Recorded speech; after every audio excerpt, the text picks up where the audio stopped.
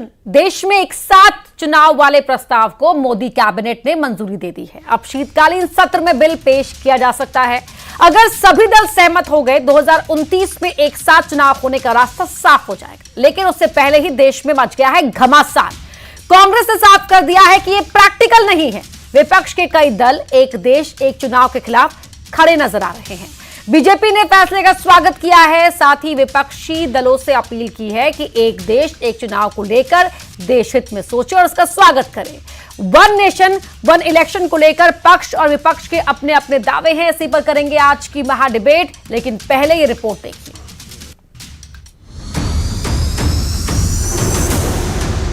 क्योंकि हर 3 महीने 6 महीने कहीं न कहीं चुनाव चल रहा है। वन नेशन वन इलेक्शन के लिए देश को आगे आना होगा। एक देश एक चुनाव, सरकार का बड़ा दाव। सदैव उनका एक मत रहा है कि चुनाव एक बार ही होना चाहिए। बड़े फैसले का फर्स्ट ट्रेलर, सरकार का विजन क्लियर। ये देखिए, ये प्रैक्टिकल नहीं है और ये चलने वाला नहीं है। सभी राजनीतिक दलों से अपील करता हूं, इसमें राजनीति ना करें। वन नेशन वन इलेक्शन, विपक्ष को नया टेंशन। भारतीय जनता पार्टी और उसका पूरा विचार लोकतांत्रिक इरादों को कभी एक्सेप्ट करता ही नहीं। यशस्वी प्रधानमंत्री का ये निर्णय भारत को गौरवान्वित करने वाला है, लोकतंत्र को मजबूत करेगा। एक देश एक चुनाव का रास्ता करीब करीब साफ हो गया है। मोदी कैबिनेट ने प्रस्ताव को मंजूरी दे दी है। उधर विपक्ष सरकार पर हमलावर हो गया है। कांग्रेस का दावा है कि ये नहीं चलेगा। बीजेपी का कहना है कि सभी राजनीतिक दल देश हित के इस फैसले का समर्थन करें। वन नेशन वन इलेक्शन पर घमासान मच गया है। पक्ष और विपक्ष के अपने अपने दावे हैं। इन दावों में कितना दम है, इसी पर करेंगे महा डिबेट।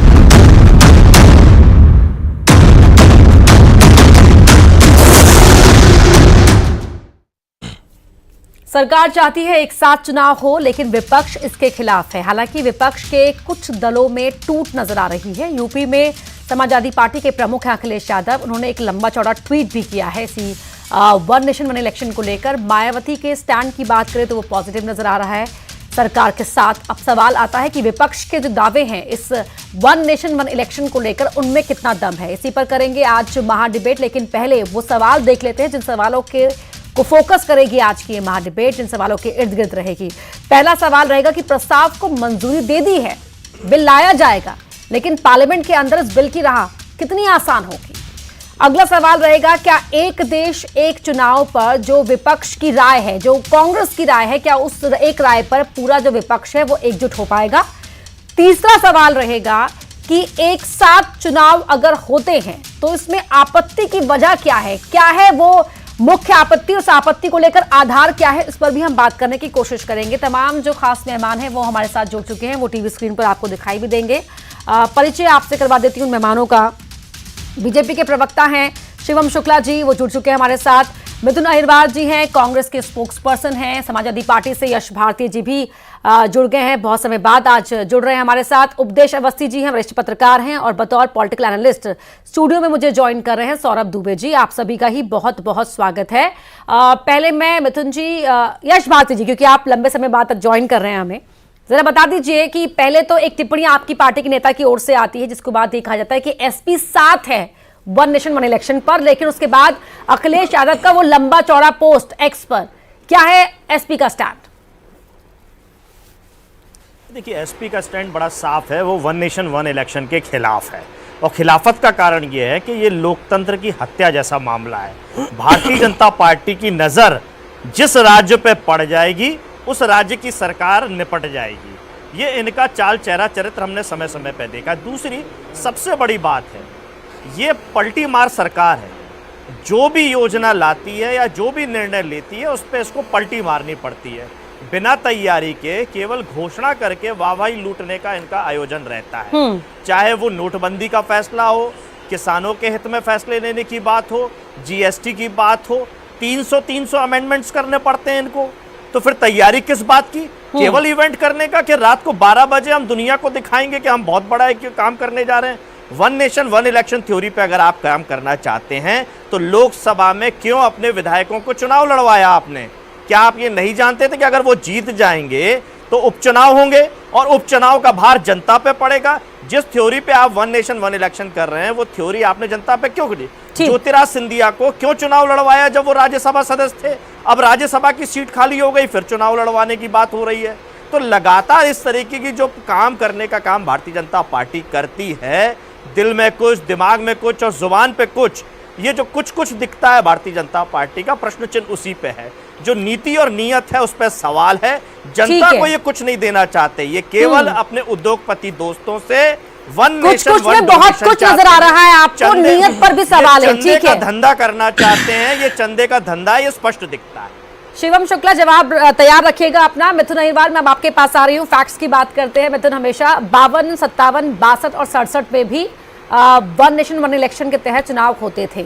अब सरकार जो लेकर आई है, सरकार अपनी तरफ से तमाम खूबियां गिनवा रही है। कांग्रेस का मुख्य ऐतराज क्या है, उस ऐतराज का आधार क्या है? देखिए, सबसे पहली बात तो ये है कि जब आप कोई एक नई नीति लाते हैं, नई एक व्यवस्था लाते हैं, तो वो देश के लिए फायदेमंद होनी चाहिए। किसी एक व्यक्ति या किसी एक राजनीतिक दल की जिद और अकड़ की वजह से वो नीति लागू नहीं की जा सकती। तो वन नेशन वन इलेक्शन की जो हाई लेवल कमेटी है, उसने जो ड्राफ्ट दिया है उसमें तो ये बताया है कि अगर किसी एक राज्य में सरकार गिर जाती है, नो कॉन्फिडेंस मोशन आता है या कोई और व्यवस्था आती है, तो तुरंत चुनाव होंगे। तो ये वन नेशन वन इलेक्शन कैसे हो गया?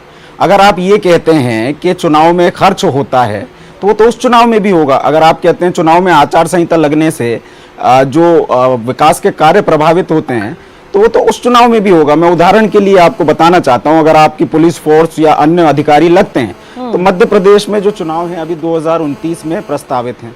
मान लीजिए 2025 में भाजपा की सरकार गिर जाती है, तो पुरानी व्यवस्था से जो चुनाव होना था, अगर पूर्ण बहुमत की सरकार कांग्रेस की आ जाती है तो 2030 में होना था, अभी की व्यवस्था में 2029 में हो जाएंगे। तो मतलब वो चुनाव जो आपको जो एक ड्यूरेशन मिलना था 5 साल का, कि जिसमें आपकी आचार संहिता नहीं लगती, वो ड्यूरेशन 4 साल का हो रहा है घट के। मान लीजिए 1 साल में ही सरकार गिर जाती है, फिर से चुनाव होंगे। मान लीजिए 2 साल में सरकार गिर जाती है, फिर से चुनाव हो जाते हैं। हर साल सरकार गिरती है तो हर साल चुनाव होंगे। तो ये एक देश एक चुनाव कैसे है, पहली बात। दूसरी बात आपने कही कि इस चुनाव के लिए जब हम पूरा जो हाई लेवल कमेटी की रिकमेंडेशंस हैं उसमें यह कहा गया है कि हाउस के जो अपर हाउस जो हमारा लोकसभा है और उसके राज्य के चुनाव हैं वो तो एक साथ होंगे। फिर उसके बाद 100 दिन के अंदर आपको नगरीय निकाय के चुनाव कराने होंगे। तो ये 100 दिन का ड्यूरेशन आपने रखा, तो ये क्या एक चुनाव की व्यवस्था है? अगर आप 100 दिन का ड्यूरेशन रखते हैं तो अभी जो एक आचार संहिता 3 महीने की लगी थी तो दूसरी आचार संहिता 3 महीने की लग जाएगी, तो टोटल 6 महीने की आचार संहिता लग जाएगी। तो ये प्रैक्टिकल नहीं है। तीसरी बात, भारतीय जनता पार्टी को खर्चे की बड़ी चिंता है, तो खर्चा तो उन चुनाव में भी होगा जब सरकार गिरेगी। और जो भारतीय जनता पार्टी 16 लाख करोड़ रुपए उद्योगपतियों का माफ करती है, 20,000 करोड़ का सेंट्रल विस्टा प्रोजेक्ट लगाती है, 4,000 करोड़ के चुनाव को लेकर के चिंतित है, मोदी जी का हवाई जहाज 8,000 करोड़ का खरीद लेते हैं। तो इन सब बातों को देखते हुए लगता है कि ये इम्प्रैक्टिकल है, गैर जरूरी है, देश को इससे कोई फायदा नहीं होगा। हाँ, अगर अपनी जिद के कारण आप इसे लागू करवाने की कोशिश करते हैं तो मध्य प्रदेश का जो मैंने उदाहरण दिया कि 2025 में अगर सरकार गिरती है तो अगला चुनाव 2030 में होना था, अभी 29 में होगा, तो 5 साल के ड्यूरेशन की बजाय 4 साल के ड्यूरेशन में अनिवार्य चुनाव होगा, भले ही सरकार पूर्ण बहुमत की क्यों ना हो। इसलिए ये इम्प्रैक्टिकल है, पॉसिबल नहीं है, लोकतंत्र को कमजोर करने वाला। और जब अलग अलग राज्यों में चुनाव होते हैं तो पार्टियों की नीतियों के अनुसार अलग अलग राज्यों में भारतीय जनता पार्टी की सरकार हो, कांग्रेस की सरकार हो, उनके प्रति रुख जनता का दिखता है, जो कि अलग अलग ओपिनियन पोल्स के जरिए भी और निर्णयों के जरिए भी आप लोग दिखाते हैं। तो सरकार को भी विवेचना करने का मौका मिलता है कि हमारी कौन सी नीति सही है और कौन सी नीति को जनता पसंद नहीं कर रही है। तो अगर आप इस व्यवस्था को भी खत्म करते हैं तो इन सब पर आंच आएगी और इससे फायदा देश को कुछ भी नहीं होगा।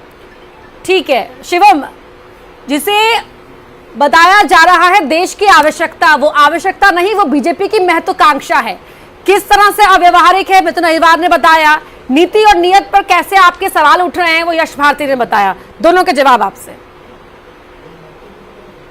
देखिए अपर्णा जी, सबसे महत्वपूर्ण चीज यह है कि जब हमारा संविधान अपने मूल स्वरूप में फ्रेम में आया था, उस दौरान देश में वन नेशन वन इलेक्शन चलता था। किन लोगों की खामियों और गलतियों की वजह से यह पूरी व्यवस्था भंग कर दी गई? क्योंकि कांग्रेस की जो तानाशाही रवैये वाली सरकारें रहा करती थी, वह राज्य सरकारों को लगातार उनको बर्खास्त करने का एक शगल था। हमने देखा कि 51 से ज्यादा बार लोकतांत्रिक रूप से चुनी गई राज्य सरकारों को कांग्रेस ने लगातार बर्खास्त किया, जिसके कारण हमारे देश में जो वन नेशन वन इलेक्शन की प्रथा थी वह धीरे धीरे समाप्त होती चली गई। 1983 में चुनाव आयोग ने इसकी मांग रखी। 1999 में 170वां जो हमारे देश का लॉ कमीशन है उसने डिमांड की कि इस देश में वन नेशन वन इलेक्शन की बात की जानी चाहिए, उस दिशा में कानून बनना चाहिए। लेकिन चूंकि कांग्रेस पार्टी की मानसिकता ही मूलतः लोकतंत्र विरोधी रही थी, इसलिए वह इस आइडिया का हमेशा से ही विरोध करते हुए चले आए। सबसे महत्वपूर्ण चीज है, कांग्रेस को क्या चाहिए होता है, जहां पर भी यह जब केंद्र में सत्ता में आते हैं, जिन भी राज्यों में इनके मन मुताबिक सरकारें नहीं रहती उनको यह बर्खास्त करते हैं, वहां पर दोबारा से चुनाव होता है और 5 साल सत्ता के मजे आराम से कांग्रेस पार्टी लेती है। उससे देश का क्या नुकसान हो रहा है, लोकतंत्र पर क्या प्रभाव पड़ रहा है, इसकी चिंता करने का कांग्रेस के पास कभी कोई समय नहीं रहा। दूसरा जो सबसे महत्वपूर्ण विषय है, मिथुन जी बोल रहे थे खर्चे पर असर नहीं पड़े। भाई, जब एक मैकेनिज्म एक मशीनरी पूरे देश में डिप्लॉय की जाएगी और पूरी व्यवस्था को 5 वर्षों में एक बार ही करना रहेगा, तो क्यों उससे खर्चे पर असर नहीं पड़ेगा? जो आचार संहिता भी हमारे उदाहरण के लिए मध्य प्रदेश में लेते हैं, अक्टूबर के महीने में आचार संहिता लगी, नवंबर दिसंबर तक उसके कारण पूरे प्रदेश में विकास कार्य नहीं हो पाए, फिर दोबारा से मार्च में लग गई तो उसके कारण जून तक व्यवस्थाएं प्रभावित हुई। ऐसे होता 3 महीने के ही अंतराल में पूरी व्यवस्था संचालित हो जाती, चुनाव होते और प्रदेश और केंद्र की सरकार समानांतर गति के साथ आगे बढ़ते हुए प्रदेश के विकास के लिए कार्य करती। कांग्रेस इसका सिर्फ इस बेसिस पर विरोध कर रही है क्योंकि उन्होंने स्वयं पूर्व में यह पाप किया था देश में वन नेशन वन इलेक्शन को समाप्त करने का। और यह जो एक कमेटी है इसमें तो तमाम विपक्षी पार्टियों के भी लेख थे, गुलाम नबी आजाद इनकी पार्टी के नेता रहे, कई सारे विद्वान उस कमेटी में थे और उन सभी ने तथ्यपरक ढंग से 195 दिनों तक पूरी पूर्व राष्ट्रपति जी के नेतृत्व में अध्ययन किया और उसके पश्चात अपनी एक डिटेल्ड रिपोर्ट को प्रस्तुत किया है। यह सरकार ने अपनी ओर से कोई मसौदा नहीं तैयार किया और उसके बाद भी अभी पार्लियामेंट के टेबल में भी आपके पास डिस्कशन करने के पर्याप्त अवसर रहेंगे, लेकिन आप उन चीजों को चाहते नहीं है। आप सिर्फ और सिर्फ लोकतंत्र का स्वांग रचते हैं। आप मूलतः कांग्रेस पार्टी और सपा जैसी पार्टियों का जो चरित्र है वह लोकतंत्र के विरोध में है। और सबसे ज्यादा महत्वपूर्ण चीज तो यह है कि आज जब देश के सामने यह एक ऐसा क्षण है, हम सभी को एकजुट होकर के इस दिशा में आगे बढ़ना चाहिए, बजाय इसके राजनीतिक रूप से इस पर अपने स्वार्थों को सिद्ध करने के। ठीक है, उपदेश अवस्थी जी, जो नंबर्स हैं इस समय पार्लियामेंट के अंदर, उनको देखते हुए इस बिल की राह कैसी नजर आ रही है आपको? देखिए, बिल की राह तो बिल्कुल भी आसान नहीं है। विपक्ष एकजुट है और वैसे भी इस बिल को पास होने में और इसमें बहुत सारी पेचीदगियां हैं, कई सारे संवैधानिक संशोधन भी करने पड़ेंगे। तो बिल की राह तो बिल्कुल आसान नहीं है, ये इतनी आसानी से पास तो नहीं होने वाला है, लेकिन विचार अच्छा है। तो ये जानते हुए लाया गया है, पार्टी ये हो या वो हो, जी बिल्कुल ये सब कुछ जानते हुए ही बिल लाया गया है। ये एक विशेष रणनीति ही कही बस क्रिएट करने के लिए लाया गया है क्या? तो ये पार्टी हो या वो हाँ बिल्कुल। आप एक एक्चुअल में ये विचार बड़े पहले से चल रहा है। हम लोगों ने, जैसा आपने बताया कि हम लोगों ने जब भारत की स्थापना की, भारत का संविधान लागू हुआ, तो हमने सबसे पहले वन नेशन वन इलेक्शन ही किया, कई 2-3 बार वन इलेक्शन हुआ। इसके बीच में भी मांग उठी। बात ये है सबसे बड़ी कि क्या आप भारत के सभी राष्ट्रों को, तमिल में तमिल के मुद्दे होते हैं, मध्य प्रदेश में मध्य प्रदेश का विषय होता है, उत्तर प्रदेश बिहार की राजनीति अलग है, क्या सब लोगों को ये समझा पाएंगे कि भाई राज्य का मुद्दा अलग है, राष्ट्र का मुद्दा अलग है, सांसद के लिए ये वाले मुद्दे पर वोट दे देना और राज्य के लिए? लोगों को समझाना थोड़ा सा मुश्किल होगा, जागरूकता की बहुत जरूरत है। अपर्णा जी एक छोटा सा एडिशन रहेगा। जो वाजपेयी जी बात कर रहे हैं, उपदेश जी अवस्थी जी जो बात कर रहे हैं, उसमें सबसे महत्वपूर्ण चीज, अवस्थी जी, अपर्णा जी, जो सबसे महत्वपूर्ण चीज है, उड़ीसा जैसा अपेक्षाकृत रूप से आदिवासी अंचल जहां पर साक्षरता की दर भी उतनी अच्छी नहीं है, उस राज्य ने जब 2019 में मतदान का अपने प्रयोग किया था तो राज्य में बीजू जनता दल को अवसर दिया, केंद्र के स्तर पर प्रधानमंत्री मोदी जी के ऊपर विश्वास दिखाया। तो हमारे देश का मतदाता तो देखिए सक्षम है, उसके विवेक पर सवाल मत उठाइए। वो लोकतंत्र को लेकर के सजग है और लगातार अपनी मानसिकता को प्रदर्शित कर रहा है। सांसद गली मोहल्ले का काम नहीं कराता नहीं, है। मुद्दे को तो समझना होगा, आपके कहने से- होगा। देखिए, ये आपके आम कहने जनता से को भी जनता का समझाना विवेक की नहीं होता है, मुद्दे आवश्यकता पर तो ध्यान पड़ती देना है। पड़ेगा। शिवम जी, नहीं, ये तो बात, ये इस बात में अवस्थी जी के साथ हूं कि नहीं, आम जनता नहीं समझ पाती कई बार कि गली का मुद्दा सांसद का नहीं है। ये मैंने खुद देखा है फील्ड पर। खैर, अवस्थी जी अपनी बात कंप्लीट कीजिए। अपर्णा जी, लेकिन हमारे सामने कई सारे अच्छा, उदाहरण शिवम जी, हैं, आगे बढ़ते ना, आगे बढ़ते। मैं ये राजनीति कहता हूं कि कितनी बजट सकती है, बजट कोई चेतना इशू कितनी नहीं है। जागृत हमारे है। पास पर्याप्त बजट है, पर्याप्त संसाधन है, सरकार सक्षम है इस बात को कराने के लिए। और फिर अब तो हम एआई के जमाने में आगे बढ़ रहे हैं, तो जब एआई के जमाने में हम आगे बढ़ रहे हैं तो हमारे पास में कुछ और चीजें भी हो सकती हैं। नितिन गडकरी साहब ने इतनी महंगी महंगी सड़कों को सस्ता कर दिया। यदि आपसे बजट नहीं संभल रहा है तो गडकरी साहब को दे दो, वो सस्ता चुनाव करवा देंगे। तो उसमें कोई दिक्कत वाली बात नहीं है। बात केवल ये कि क्या इस सिस्टम को जमाया जा सकता है। जनता को कोई समस्या नहीं है, जनता केवल इतना चाहती है कि मेरे वोट की वैल्यू बढ़ा दी जाए। हाँ। यदि विधानसभा चुनाव में, लोकसभा चुनाव में घोषणा पत्र से ही कोई पार्टी पलटती है तो जनता को यह अधिकार हो कि वो अपना वोट वापस ले सके। नोटा को एक कैंडिडेट की वैल्यू दे सकते हैं, यदि इतनी हिम्मत है तो करवाइए। ठीक है, सौरभ दुबे जी, क्योंकि अगर हम देखते हैं लोकसभा चुनाव में जो अपील होती है वो बड़े चेहरे की होती है, जो पार्टी का सबसे बड़ा चेहरा होता है। क्या विपक्ष को कहीं ये डर तो नहीं कि लोकसभा विधानसभा चुनाव अगर एक साथ होंगे तो जिसके पास सबसे बड़ा चेहरा होगा वो फायदा ले जाएगा? देखिए, राजनीति से ऊपर उठ करके इस विषय को देखना पड़ेगा, क्योंकि ये प्रक्रिया पूरी की पूरी एक चुनाव सुधार कार्यक्रम के तहत आती है। और अगर हम सकारात्मक इस पर विचार करेंगे तो ही सकारात्मक चीज़ें निकल करके आएंगी। देखिए, जिस प्रकार से ये चुनाव सुधार कार्यक्रम तो है ही है, और उससे बड़ा सबसे बड़ी चीज़ है कि जनता को राहत मिलेगी। जो उसके ऊपर खर्चों का बोझ आता है, ये खर्चों का बोझ किसके लिए जाता है? देखिए, चुनावी स्टंट, राजनीतिक स्टंट राजनीतिक पार्टियों के लिए हो सकता है, लेकिन इसका जो शुद्ध रूप से लाभ है वो निश्चित रूप से जनता को मिलेगा। मैं इसलिए कह रहा हूं क्योंकि देखिए 1967 तक तो चुनाव होते ही थे। कोई नया ऐसा प्रयोग करने नहीं जा रही है भारतीय जनता पार्टी, और असंभव प्रयोग भी नहीं करने जा रही है। जिस देश में कहा जाता था कि 370 क्या 35 नहीं हटा सकते, वहां पर किया गया। जिस देश में एक झंडे और 2 झंडे, एक निशान, एक विधान, ये बात कही जा रही थी, वहां पर भी आज एक झंडे के नीचे चुनाव हो रहा है कश्मीर के अंदर। तो ये सब चीजें संभव है, तो ये भी निश्चित रूप से संभव होगा। क्योंकि 1968-69 में कांग्रेस पार्टी कई विधानसभा चुनाव में वो समय से पहले बर्खास्त हो गई थी। लोकसभा चुनाव भी 1970 में जो है समय से पहले बर्खास्त हो गया था, इसलिए व्यवस्था वहां पर बिगड़ गई। उसके बाद से किसी भी राजनीतिक पार्टी ने न तो जनता के हित के लिए इस पर जो है विचार करने का कार्य किया, और न ही इसको पार्लियामेंट में लेकर के इस विषय को आए। अब देखिए, अगर मोदी सरकार लेकर के आई है तो इसके पीछे कोई ऐसा नहीं कि थोप रही है। बाकायदे 1 वर्ष जिसकी कमेटी में पूर्व राष्ट्रपति को अध्यक्ष बनाया गया, 1 वर्षों से विचार विमर्श करके एक पूरी कमेटी ने एक रिपोर्ट तैयार की। और पिछला चुनाव जो आप देखिए, पिछले चुनाव लोकसभा चुनाव का केवल बजट जो है वो 1,35,000 करोड़ गया था, और उसके पहले 2019 में 60,000 करोड़। अरे भाई, सीधी सीधी मार तो जनता के ऊपर पड़ती है ना। एक अच्छा कदम है, स्वागत योग्य कदम है, सभी पार्टियों को साथ में आना चाहिए। यश भारती जी, देखिए, बातें बहुत अच्छी तो सब जगह कर देंगे, लेकिन अवस्थी जी ने सारी बात खोल दी ना।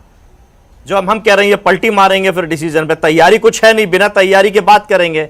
सवाल ये उठता है, कांग्रेस पार्टी ईवीएम लेकर के आई कि चुनाव में निष्पक्षता होगी, आगे बेहतर काम होगा। भारतीय जनता पार्टी को मौका मिला, वीवीपीएट लेकर के आई, और आज भारतीय जनता पार्टी वो वीवीपीएट की गिनती से वापस हो जाती है। वो विपक्ष को ही कोसने लगती है सत्ता में आकर के कि वीवीपीएट की गिनती की जरूरत क्यों है। वो जो जिस चीज को लेके आती है उसके साथ खड़े होने में उसके घबराहट होती है। अब ये जो नई चीजें लेकर के आ रही है, आगे आने वाले समय में उसके साथ भी खड़ी नहीं होगी। चुनाव आयोग ने अभी जनवरी में यह बताया कि लोकसभा और विधानसभा अगर चुनाव हम कराएंगे तो लगभग हर कुछ दिनों बाद हमको 10,000 करोड़ रुपए की अतिरिक्त जरूरत पड़ेगी। तो खर्चा तो बढ़ना है, चीजें बढ़नी है, अव्यवस्था होनी है, तैयारी कुछ नहीं है। केवल ये बंदर के हाथ में उस तरह देने वाली एक कहानी है, कहीं भी कुछ भी मार दीजिए, धरातल पर कुछ भी ये देने को तैयार नहीं है।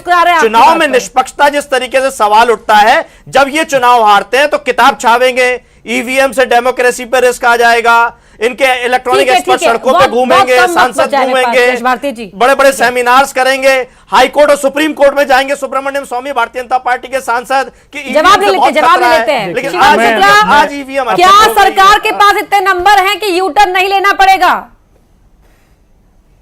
और क्या रीजनल पार्टी ही तैयार होंगी आपका साथ देने के लिए, भले ही वो आपके अलायंस में हो? अपर्णा जी, एनसीपी एलजेपी, इस प्रकार से सिक्किम की कई पार्टियां हमारे साथ है। पूरे देश भर में तमाम राजनीतिक पार्टियों ने इस पूरे विधेयक को अपना समर्थन देने की बात कही है। आप बोलेंगे तो मैं एक एक करके उनके नाम भी पढ़ दूंगा। दूसरा, आपने उनको तोड़ दिया। अरे चाचा साथ हैं, जो आपके साथ चाचा भी इसके समर्थन में है। यश भारती जी, चाचा जी भी समर्थन कर रहे हैं, चाचा जी भी समर्थन। अरे तुम्हारा नेता अपने चाचा का नहीं हुआ, तुम दूसरे के चाचा की चिंता कर रहे हो। अपने चाचा को जो लोग पार्टी से निकाल दिए, दूसरे की चाचा की चिंता कर रहे हो। दूसरा सबसे महत्वपूर्ण, कल तक आप ही कांग्रेस में आके दूसरा सबसे, अपर्णा जी इनको शांत करवाइए। अपर्णा जी इनको सुनने का दूसरा छोटी सी बात का जवाब दे यश भारती जी, जवाब ले लीजिए उनसे। 70 हमें अंतिम बात का एक जवाब दे दे। सवाल 70 साल से पिछली सरकारों ने कुछ नहीं किया, तो जो पहले चुनाव होते थे ये गलत होते थे, आप ही दोष देते हो, तो आज पुरानी चीजों को क्यों लाना चाह रहे हो भाई? ठीक है, पुरानी चीजों का जवाब दीजिए। नंबर है ना आपके पास, यानी कि आप ये कह रहे हैं यूटर्न नहीं लेना पड़ेगा। अपर्णा जी सबसे महत्वपूर्ण चीज है, केंद्र में हमारी सरकार पूर्ण विश्वास के साथ चलेगी। अगर इनको कोई डाउट है जनमत को लेकर के तो वहां पे अविश्वास प्रस्ताव लिया। दूसरा सबसे महत्वपूर्ण विषय, आज इनके अलायंस के पार्टनर्स कम से कम यह मान तो रहे कि ईवीएम कांग्रेस पार्टी लेकर के आई। अगर हमें उस पर कभी कोई आपत्ति भी रही तो हमने कहीं पर भी लोकतंत्र और चुनाव आयोग पर सवाल नहीं उठाए। हमें इस देश की संस्थाओं पर सदैव विश्वास रहा है। यह लोग तो पूरी व्यवस्था को ही समाचक घेरे में लाकर के खड़ा कर देते हैं। सीट आ जाए तो चुप हो जाओगे, सीट नहीं आएगी तो चुनाव आयोग गलत है, ईवीएम गलत है। इस मनोवृत्ति को जवाब देने का काम इस देश की जनता कर रही है। और जो लोग अपने चाचा की चिंता नहीं कर पाते वो जमाने भर के चाचाओं की चिंता कर रहे हो। वीवीपैट अगर हमारी सरकार लेकर के आई, हमारी सरकार चुनाव में कितनी निष्पक्षता हो सकती है उसको लगातार। 30 सेकंड में आपका जवाब। और सपा और कांग्रेस के लोग इस देश के लोकतंत्र के ऊपर लगातार उन्होंने संभवतः ये जो हाई लेवल कमेटी की रिपोर्ट है इसको पढ़ा नहीं है, नहीं तो शिवम शुक्ला जी ये बात नहीं कहते कि कांग्रेस ने वन नेशन वन इलेक्शन को खत्म कर दिया। किस संवैधानिक संशोधन से खत्म किया, जरूर बताइएगा, पहली बात। दूसरी बात ये जो सौरभ दुबे जी बोल रहे हैं 1 लाख सरकारों में खर्च हुआ हाई लेवल कमेटी की रिपोर्ट में। अरे भैया पढ़ के आया करो, बिना पढ़े लिखे यहाँ के मत चिल्लाया करो, समझे? थोड़ा सा पढ़ना लिखना सीखो। हाई लेवल कमेटी की रिपोर्ट कितने पेज की है बताओ, कितने पेज की रिपोर्ट है? कभी बर्खास्त कितने पेज की रिपोर्ट है? पढ़ा है कि नहीं? 56 के तहत मतलब आकर के चिल्लाना, दूसरों को डिस्टर्ब करना, नंबूदरी पाद होते नहीं है, जवाब होते नहीं है। उनकी सरकार बार बार अगर चुनाव होंगे तो वन नेशन वन इलेक्शन कैसे होगा? आपका चरित्र मतलब चिल्लाते हो, राष्ट्र आता जाता कुछ है नहीं। लगातार कांग्रेस किसी मानसिकता के किस संवैधानिक संशोधन से खत्म किया कांग्रेस पार्टी ने? 1932 में पहली रिपोर्ट बनी थी। नंबूदरी पाद की कितने पेज की रिपोर्ट है जानते हैं आप? गिराया, बेमतलब चिल्ला रहे हो आकर के, 56 का दुरुपयोग किया, बेमतलब चिल्ला रहे हो आकर के। कितने पेज की रिपोर्ट है? कितने पेज की रिपोर्ट है? कितने पेज की रिपोर्ट है? लोकतंत्र की बात कर रहे हैं। अरे आपने इस देश के लोकतंत्र कितने पेज की रिपोर्ट है? पढ़ा है कि नहीं? देश की संस्थाओं में लिखा है बार-बार चुनाव होंगे। फाइनल में अगर 10 सेकंड में आप अपनी बात कंक्लूड कर पाए तो 10 सेकंड आपके लिए सर।